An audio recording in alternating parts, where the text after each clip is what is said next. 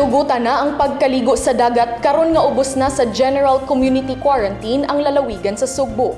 Apan buhaton lang kini alang sa health purposes ug dili sa lingaw-lingaw. Dugang nga detalye gikan ni John Fredson Granada. Gitugutan na ang pagkaligo sa dagat ubos sa health regimen batok sa COVID-19.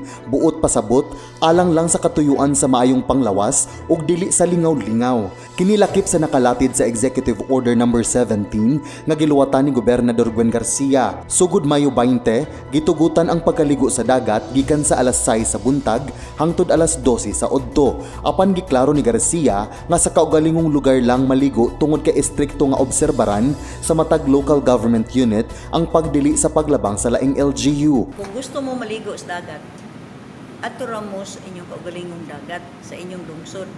Dili pwede na kaligog dagat unya dahil ba mag-andam na dahil mo maglungag na mog saging unya anda paluto na mog adobo kay magpiknik na mo dahil hindi na pwede ha. Ato ning gisod ning kaligo sa dagat under the health regimen na to, no? Kay aron pag-boost sa inyong immune system.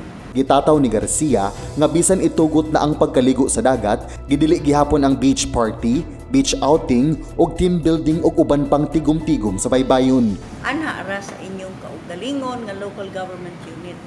Dili nga mag-outing mo. Dili nga plano mong mag-team building ta. Adto ta 40 ta kabuok, adto tas panagsama beach kay mag-team building. Ana, mag-team building ito niya mo ngadto sa kuan. Sa pulis. Gipasabot ni Garcia nga wala pa gitugot ang pag-abli sa mga gym, fitness o sports centers, mga imnanan o karaoke bar, sinihan, public swimming pools ug buwangan. Ang gitugutan lang mao ang essential activities o health activities sama sa pagbuwad sa adlaw, jogging, walking, ingon man ang uban nga porma sa pag-ehersesyo o pisikal nga kalihukan nga wala maglakip sa pagkontak sa ubang mga tawo. Gani, si Garcia kanunay nga nag-auhag sa pag-boost sa immune system, pinaagi sa tuob ug regular nga pag-inom sa vitamin C, lakip na ang pag-inom og 8 hangtod 12 ka baso nga tubig matag adlaw, pag-inom og limonsito juice o turmeric tea. Kinahanglan sab nga matug 8 ka oras matag adlaw ug pagmintinar sa himsog ug balanse nga pagkaon.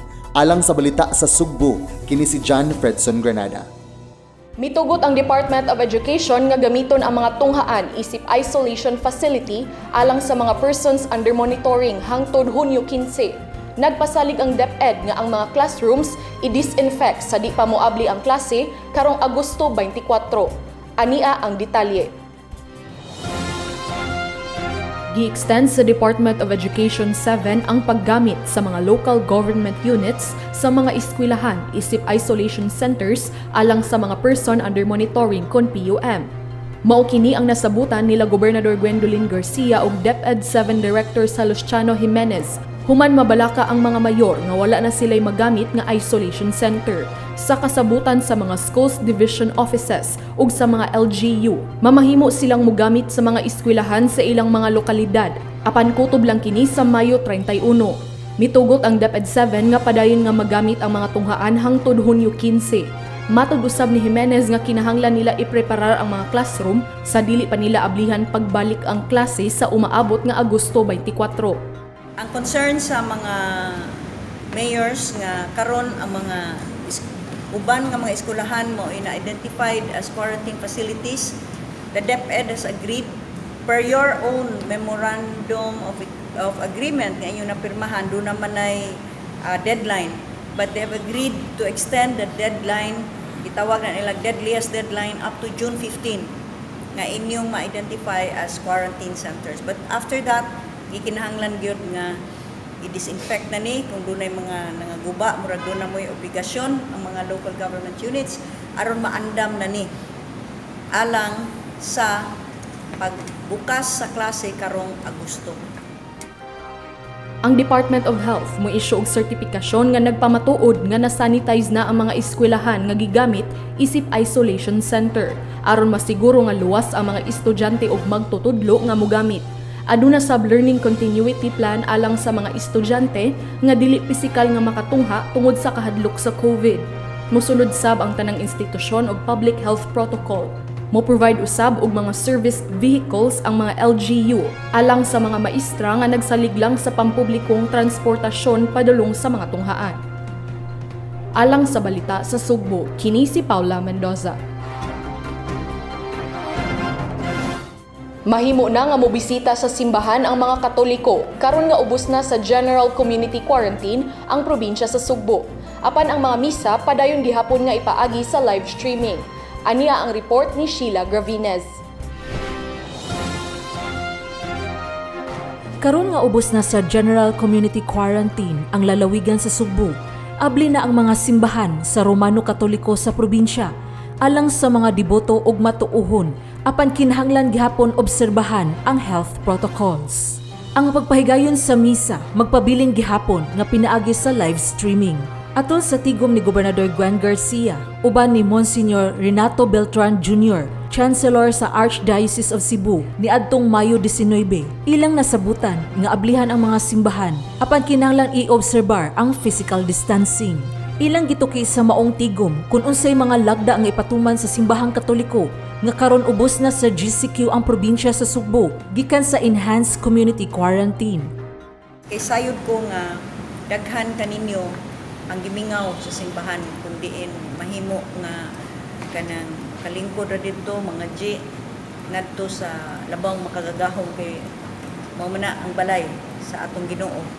Aron maklaro ang physical distancing, limitado ang mga tawo nga tugutang makasud sa mga simbahan. Diin tagtulo lang ka tawo sa usa ka lingkuranan, usa sa taliwa ug tag-usa sa isig katumoy. Apil sa health protocols. I-check ang temperatura sa mga tawo nga musud sa mga simbahan. Gidili ang paghikap sa mga imahin ug way balaan nga tubig ang ibutang. This will help in slowly transitioning unya pohon nga by June 1 andam na ang simbahan nga magmisa na mismo dito sa mga simbahan ug maka-attend na subject gihapon sa social distancing.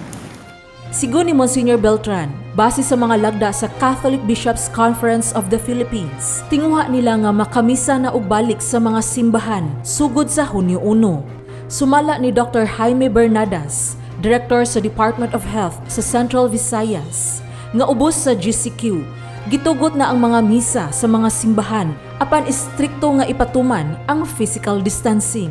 Samtang pabiling nga suspendido ang pagpahigayon og mga kasal sa mga simbahan tungod kay ang panagpundok sa mga tawo nga sobra sa napo gidili gihapon ubos sa GCQ. Kanang pagpakasal kuwat lang sa mo GCQ pa man ta pero 10 days June 1 basin og low risk na ta unya mas mapalugwayan pa gyud una kung tinud-anay gyud ng gugma makahuwat man tingali na gipahugot lang dito ninyo da gamitan no ning panahon sa paghuwat pagtimbang-timbang kay basig mausab pa din yung nauna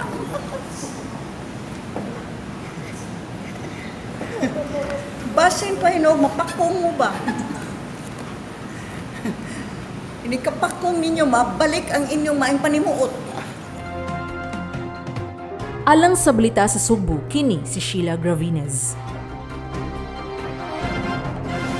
Gihangyo ni Gobernador Gwen Garcia ang mga nagsabak nga adto lang una magpa-prenatal check-up og mga anak sa mga district o provincial hospitals aron malikayan ang pagbisita sa mga ospital sa dakbayan sa Sugbo. Si Sheila Gravinez sa detalye. Aron malikay nga dili mataptan sa COVID-19 dinhi sa syudad sa Sugbo, gihangyo ni Gobernador Gwen Garcia ang mga mabdos nga kun mahimo adto na mga anak o magpa-prenatal care sa upat ka provincial hospitals nga gidumala sa Kapitolyo. Nihangyo ang gobernador niini human upat ka bag-ong nanganak nga mga inahan ang apil sa napo ka bag-ong mga kaso sa COVID-19 sa lalawigan sa Sugbo. Sa press conference ni adtong Mayo 18, gikumpirmar ni Garcia nga ang upat ka bag-ong mga nanganak, mga tagalungsod sa Liloan, Badyan ug Sambuan ug siyudad sa Talisay. Nahibawan sila nga positibo sa virus kay giswab test sila sa wala pa manganak. Gawas sa upat nga bag-ong nanganak, Nagpositibo usab sa COVID-19 ang usa ka bata nga bag-ong gihimugso nga taga siyudad sa Toledo. Usa ka tuig nga bata nga taga lungsod sa San Fernando nga namatay na. Usa ka health worker nga taga lungsod sa Minglanilla ug laing tulo pa nga gikan sa Talisay City. Sa tulo, duha niini ang nagpakita og influenza-like illness. Ug laing usa ang namatay sa brain aneurysm nga gidala sa Vicente Soto Memorial Medical Center apan positibo usab sa COVID-19. Ang ato gyud karon gi-advise nga as much as possible ari na lang usa ta sa provincial hospitals nato. Especially kaning mga anak ba. Kaya man unta na. Only tingali na andan nga moderitso diri sa syudad. Kay ang uban ini moderitso manggod pod og kanang private hospital. Magpadala og notice ngadto sa mga municipal o city health officers ang Kapitolyo nga kung posible adto na paanakon ang mga mabdos sa provincial hospitals nga naa sa Carcar City sa Habagatan, Bugos City ug Danau City sa norte ug lungsod sa Balamban sa Kasadpan. Ang atong Bugo Provincial Hospital duna na nay ubigay ni. In fact, ang kadaghanan sa norte ron nga cesarean to ana gihimo ron sa Bugo ug sa Danau nga provincial hospitals para sa norte. Ug sama usab sa south, no, naman ang atong Karkar nga kaya sad na ang pag-perform kay natay ubigay ni kay provincial hospital magud na under the plantilla nanay 8 ka medical specialists. Ang sa western side naasad kaya sa na sa Balamban. Sigo ni Garcia nga nangita sila og OB-GYN o espesyalista nga doktor alang sa Bantayan District Hospital aron dili na kinahanglan nga mutabok sa isla ang mga manganak. Labi na kadtong kinahanglan nga ipaubos sa cesarean section. Samtang nitanyag ang usa ka pribadong kompanya nga magbutang og 20 ka dialysis machines sa provincial hospitals. Kayunduman nga nangita og paagi ang probinsya aron ang mga dialysis patients dili na kinahanglan nga mobiyahe sa Cebu City. Nga ilat tanan makipart-partner lang sila sa province. Nangita lang ta karon og igo nga kabutangan kay they're willing to put in tag 20 ka beds, 20 machines sa kada ospital. So we would like to be able to outfit unahon natong 4 ka provincial hospitals nato. Alang sa balita sa Subo, kini si Sheila Gravines. Gikahimuot ni Gobernador Gwen Garcia nga ubay-ubay na ang nagkugi og misalmot sa Sugbusog Vegetable Gardening Contest sa Kapitolyo. Kay kini dako og ikatabang nga di mahutdan og pagkaon ang mga katawhan. Ania ang report ni John Fredson Granada. Gikalipay ni Gobernador Gwen Garcia ang gipakita nga kakugi sa mga Sugbuanon nga mananom sa ilang nataran pinaagi sa gardening contest nga Sugbusog. Pipila na ka entrante ang nagpadala o nagpost sa pictures o videos sa ilang gipananom nga mga liso gikan sa Kapitolyo nga libreng giapod-apod ngadto sa mga kalungsuran ug dakbayan sa probinsya sa Sugbo. Usa na niini si Michael John Tahadlangit nga taga-Lamintac Sur Medellin aminang bahin sa Sugbo. Si Tahadlangit ni apil tungod kay alang niya nindot nga contest ang Sugbusog kay bisan og mapilde aduna siya'y mapupo o maani sa iyang gitanom nga utanon. Sakto gyud. Tumpak kuha gyud kay nimo Michael John. Nga wa gyud mapildi tinuod ani. Kay doon na mo inyong kaugalingong utanon. Gamay rang kugi kay libre man ang seeds. Gawas ni Tahadlangit, misalmot sab si Margie Micarsos Olyamot nga taga Barangay Nailon Syudad sa Bugo. Iyang gipakita ang dakong luna likod sa iyang panimay ug ang mga bakante nga kaang diin maoy iyang butangan sa mga liso. Naglibog pa ko unsaon paghanay ani aron mahimong presentable. Kay mao ni akong i-appeal sa Sugbusog. Gidayeg sab ni Garcia ang pamilya ni Jenny Alfornon Ruben nga taga Barangay Tuyan Syudad sa Naga tungod kay gihimong family bonding ang pagpananom. So congratulations ninyo ha. Paningkamot gyud mo kay makalipay ka ing tan-awon nga pinaagi sa inyong kakugi do na sad moy maani unya. Samtang gipasalamatan ni Garcia si Erving Guazon o si Ray Vincent Ruiz sa pag-donate sa ilang diluyo nga lemon o limonsito. Maka-inspire ka ayo makakita og mga Subuanon nga maningkamot, mao man gyud ta unta. Kita mga Subuanon maningkamot gyud ta. Mao man na, that's the greater part of our being Cebuanos.